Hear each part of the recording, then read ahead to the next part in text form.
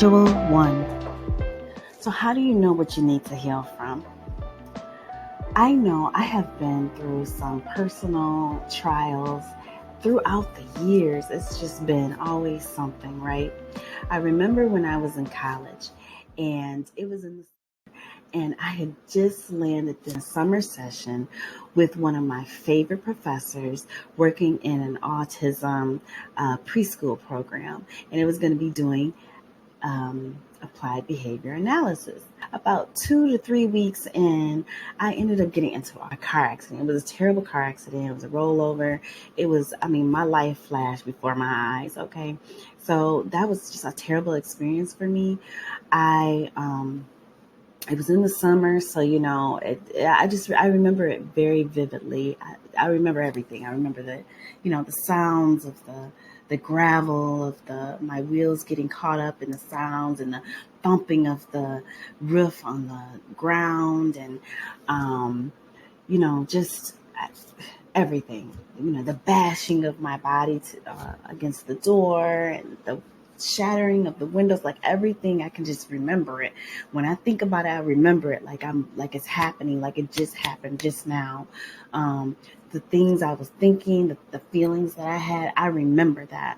So, one thing that challenges me is whenever I am in a situation that I feel like may lead to a similar circumstance or similar situation, I get tense. My body tenses up. My heart beats fast. I start to get like sweaty palms. I get very like alert, like, hypervigilant. I actually am good about slowing down. And sometimes I just have to deal with those feelings and those thoughts at that moment because I'm probably driving at that moment. So, but recently I had another car accident, which I haven't had many, but it's another one. Someone hit me. And so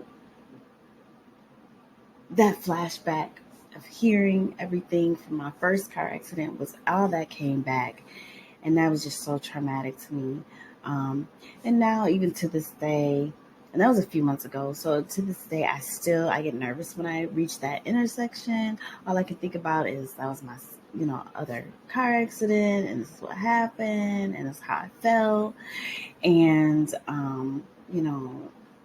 I just have to heal from that. And not beat myself up over it, blaming yourself or feeling guilty or ashamed that I'm in another car accident, or just feeling like, man, this didn't go right for me. Those are the things that come up. Different emotions and thoughts come up based on what's happened to you in the past, and if you encounter those things again. So when we think about things that we need to heal from, we have to consider the fact that we have been living life, and whether you're a teenager or a young adult or a middle-aged adult or older adult, the generational curses that we continue to drag on our backs, those scars from receiving those thoughts and words and actions from our parents or our grandparents or our caregivers. And then we have the loneliness that you might be experiencing, any kind of abandonment or rejection. If you're a victim of some kind of traumatic event or a witness to trauma, that can also be something you need to heal from. If you have experienced racial disparity and injustice, any kind of emotional, verbal, mental, or physical or sexual abuse, financial turmoil can cause you to need healing. Growing up in poverty, feeling like you keep failing or have strained relationships, divorce, ending a long-term relationship or friendship, death of a family member, of loved one, illness, of a family member or loved one. Disappointment, many other wounds. It's, can be your career. It could be maybe deception from your children or from your parents. Like whatever it is that has caused you to feel stuck, that has brought you to this point of pain, or where you feel like you're just unable to move forward, anything that has brought you emotional damage and that brings you pain that you need to heal from, any situation or circumstance, those are the things that we want to address. Those are the reasons that you need to heal.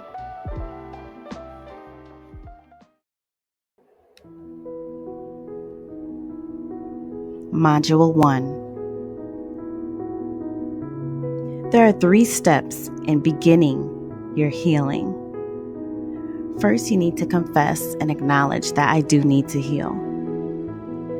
The second step is that you need to identify the things that you need to heal from. The third step will be to recall as much about the details that you need to heal. For this first renew activity, what we are going to do is we're going to make a spiral. A spiral is going to be symbolizing what we need to heal. So take this moment to take 3 slow, deep breaths.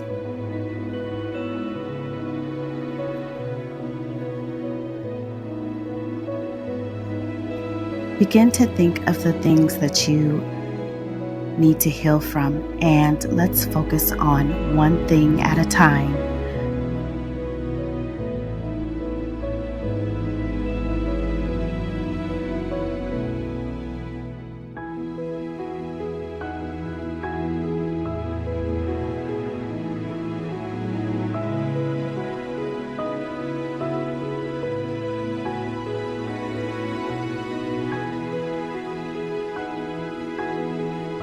You can make one spiral, you can make multiple spirals, but each spiral should be centered around one specific topic per spiral.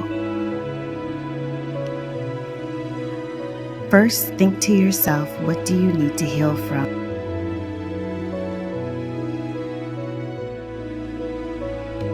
Create your own spiral or use the pre-printed template.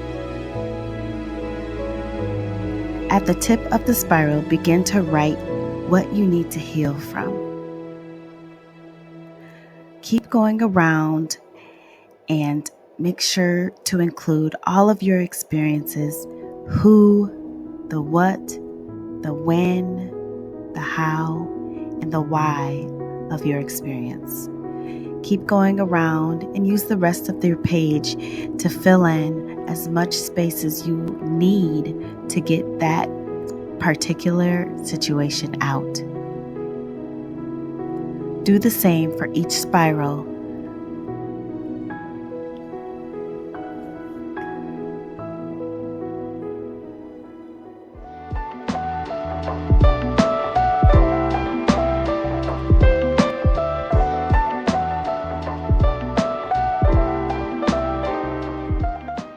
Our second step in this journey to heal is to recognize and feel your emotions.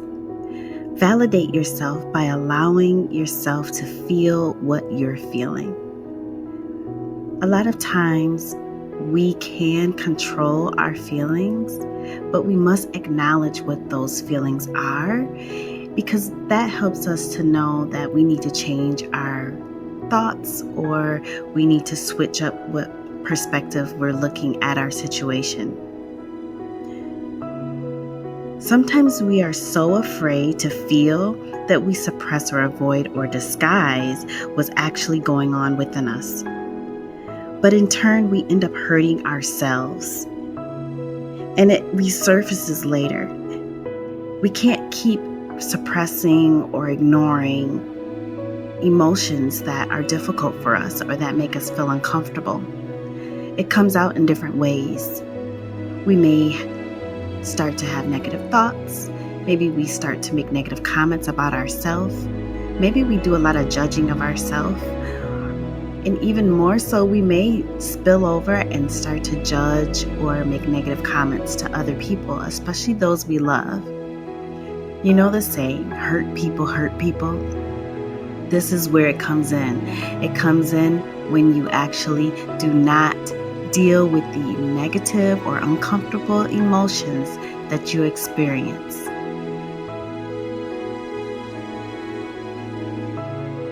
When we are easily triggered by things that are happening in the world, in our community, maybe in a relationship or a friendship, we're triggered of something that may remind us of a past experience.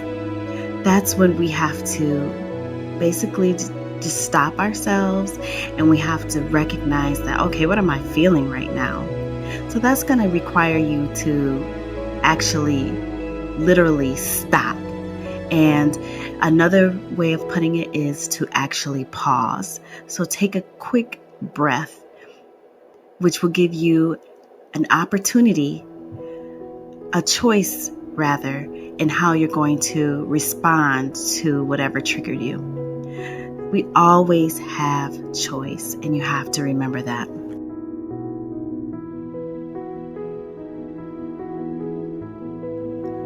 We can't just get over it. We can't just act like it didn't happen. It becomes a part of our personal experience, and it can affect us in the future, because if we don't deal with it now, we're going to end up dealing with it later.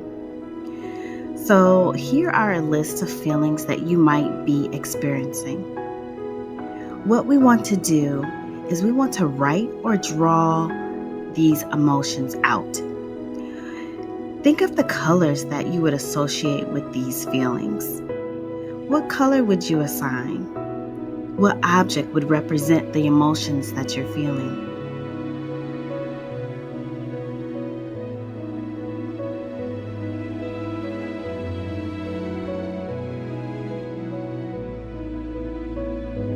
If you have heard of cognitive behavior therapy, then you know that this is also a technique that is used to address the link between thoughts and behaviors.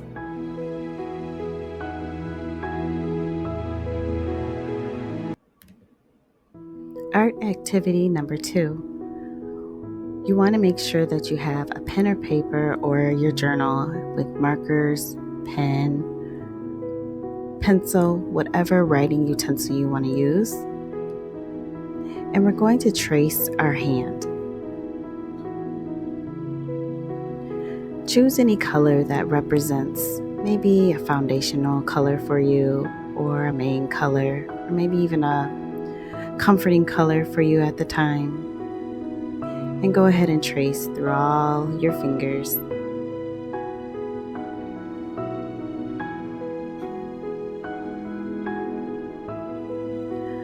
For each finger outlined, you can select up to 5 different emotions that you experienced in relation to the pain or hurt that you need to feel.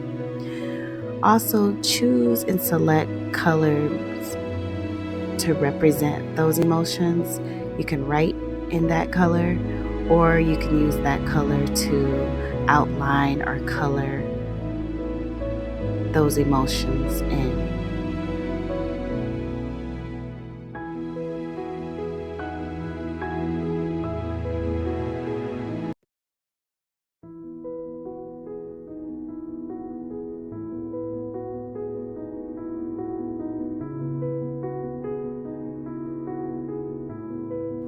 After you have selected the emotions that represent the hurt or pain that you experienced, now you can get a little more creative.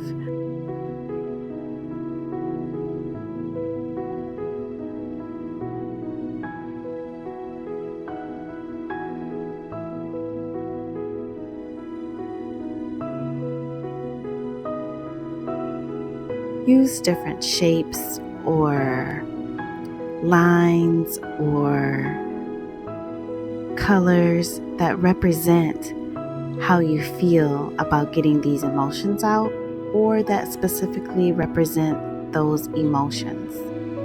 It can be squiggle lines or triangles or spirals or dots, or it could be lines, horizontal or vertical. It could be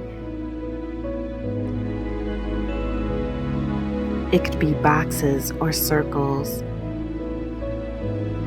As long as it is soothing to you, as long as you can still kind of see the words, you don't want to write over the words, but you do want to represent your pain, those emotions, the colors that are coincided with them.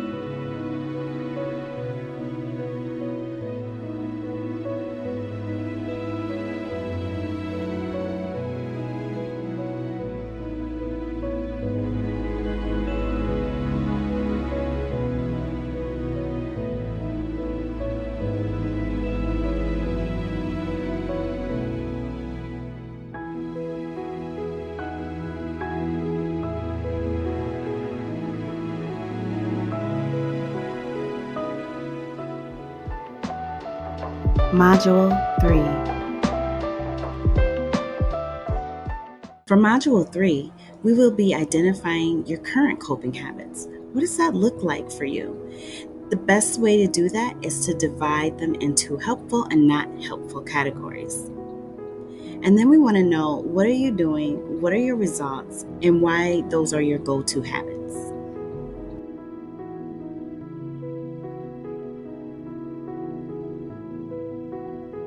In this module, we want to pay close attention to our habits.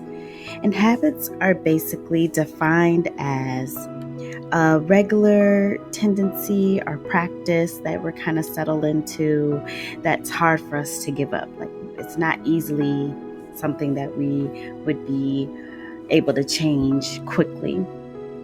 So how do you respond to your triggers when you're experiencing something that kind of brings up your trauma or your past pain or hurt?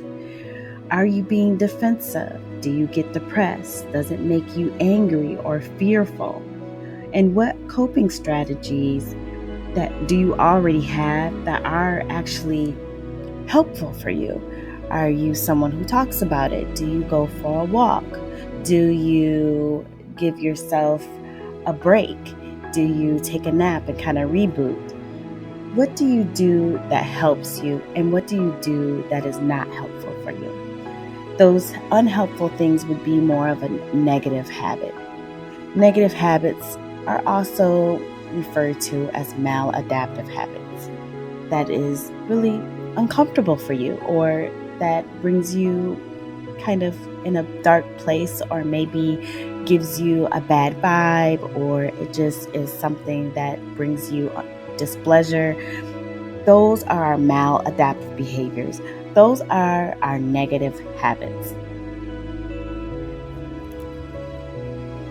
Maladaptive behaviors include overeating, procrastinating, avoiding people, avoiding events, substance use, excessive substance use, isolating, not speaking up or saying way too much, hyper-focusing on your work and just being like a workaholic or other tasks. How do you know that you've actually come to develop helpful habits? Well, helpful habits are usually identified when you find peace and you have an ability to reset afterwards. It kind of helps you to feel better about yourself instead of feeling worse. So in order to heal that, what I need to do is just to feel what I'm feeling. So I'm feeling uncomfortable, or I'm feeling challenged, or I'm feeling rejected, or I'm feeling like you're trying to say I'm not telling the truth. And whatever I feel, I just feel it. Then I try to tap into my positive habits to ground me in the present moment.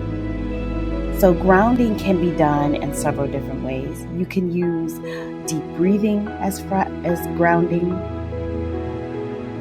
You can use the 5, 4, 3, 2, 1 method, which is basically acknowledging your senses at that moment. So you would look for 5 things, listen for 4 things, try to smell 3 things, 2 things that you can actually touch or feel, and 1 thing that you may taste at that present moment. Another way is also to do some tapping. There's emotional freedom tapping, which we can put more information below, but also you can also just do your tactile touching of your fingers with each other. So kind of like not clasping your fingers in between each other, but to tap the fingertips of your fingers together from each hand, and to just keep doing that. You can even count if you need to. You can count up to 20. You can do it fast. You can do it slow until you feel comfortable and kind of let that feeling work its way through.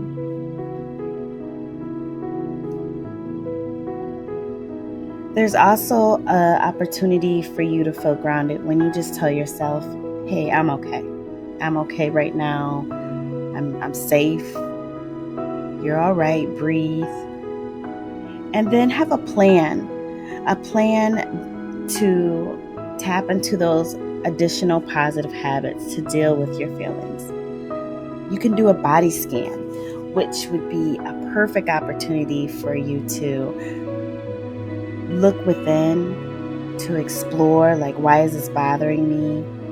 To navigate what you're feeling at that moment, to see where in the body is that emotion being felt. Also, this is a great time for you to refer to your faith, especially if you are into prayer. Say a silent prayer to yourself. And when you do these things will be done in private, right? So you're not going to be trying to bust out and do a body scan or a prayer in the middle of a conflict. You're going to excuse yourself, and you're going to allow yourself a moment, whether that go to the bathroom or go to a different room or step in the hallway. And it's such a relief sometimes to be able to close your eyes for a moment. And again, taking that pause, stopping when you start to feel that negative or uncomfortable emotion. And it's not knocking the emotion at all, because the reason why you feel that way is because something needs to change, right? Either you need to change your reaction to it and respond better, or you don't like what's happening, or you need to get out of that situation.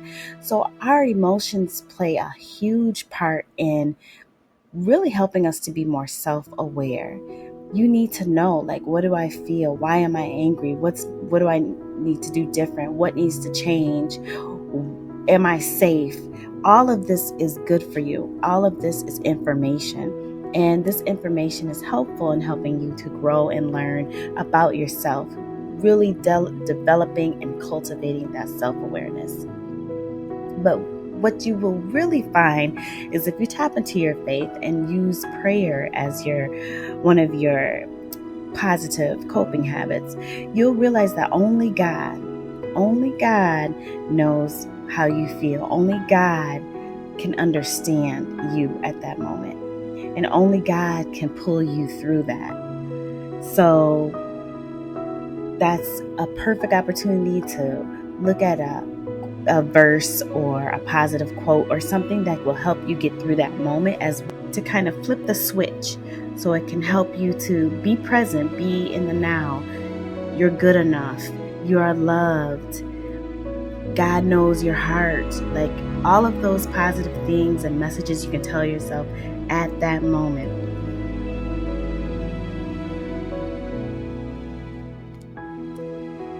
So really think about, what do you need to heal? What do you need specifically, personally, do you need to heal? I gave you examples, but this is your opportunity to dig deeper.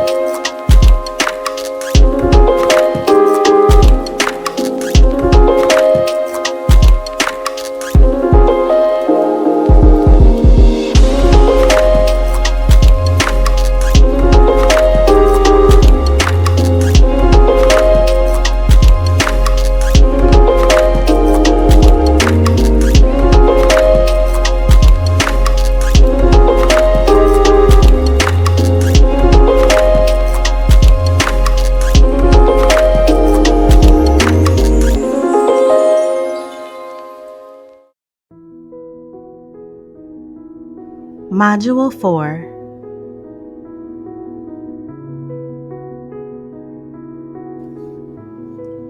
In Module 4, we will be focusing on developing self-compassion.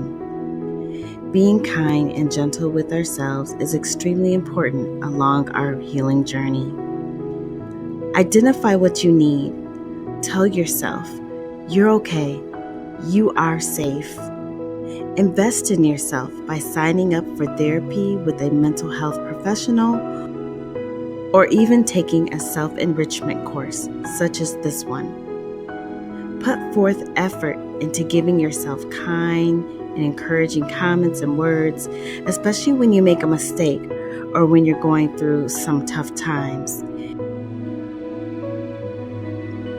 Be on your own team, even if you relapse on something that you said you would not do.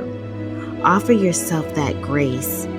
Give yourself space to learn and grow without judgment.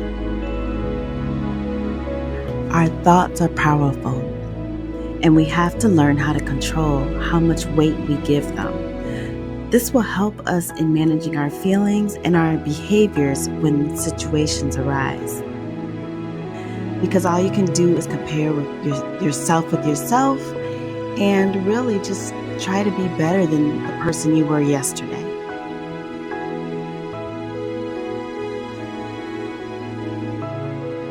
In order for you to get deeper with yourself, self-compassion is necessary.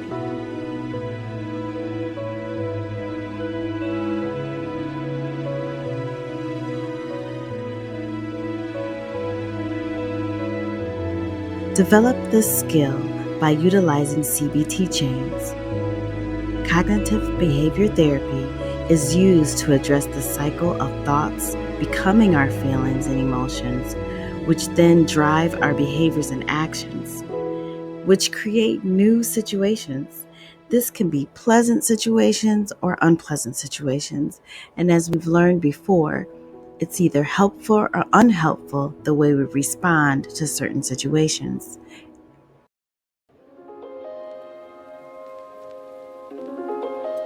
Take this time to get out a paper and pencil or markers or whatever you're using as a writing utensil.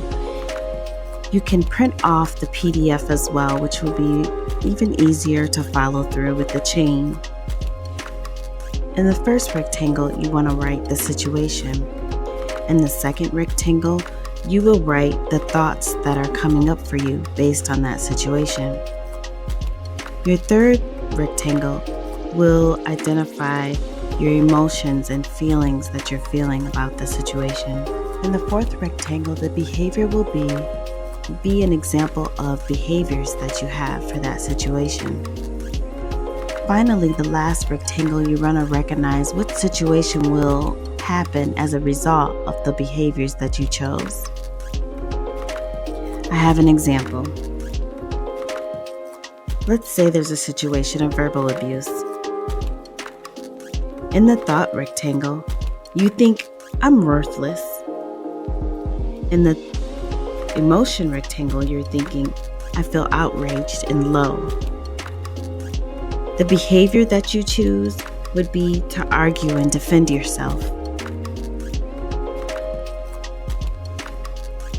The result from that may be more verbal abuse or may even turn to physical abuse.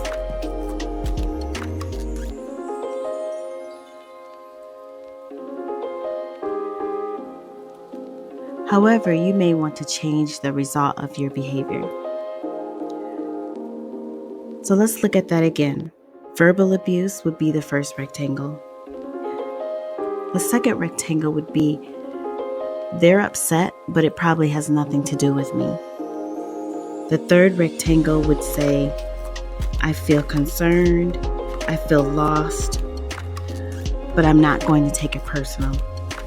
And the behavior rectangle will say, leave the situation. The result may be the person leaves you alone or you're no longer engaged in that back and forth altercation.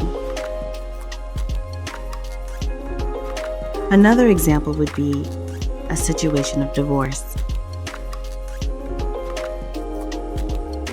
Your first thought may be, I have failed in this relationship.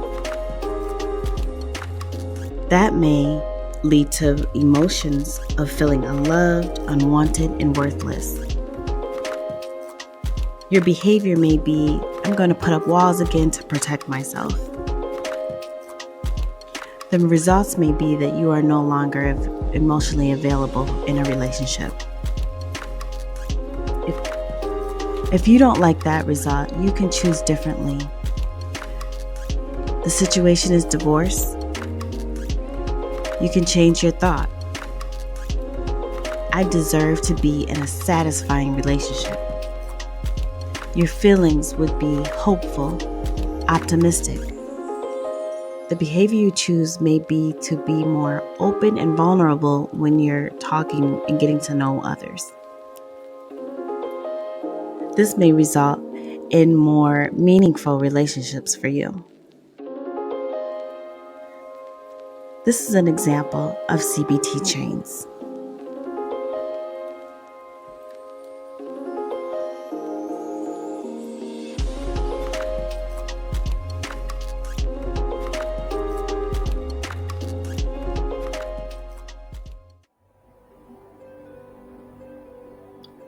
Forgiving yourself is the ultimate act of self-compassion.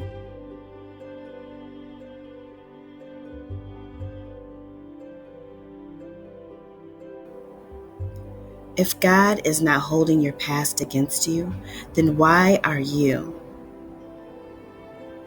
Acknowledge and accept this is what happened. I made a mistake. I made a poor choice. I should have chosen differently.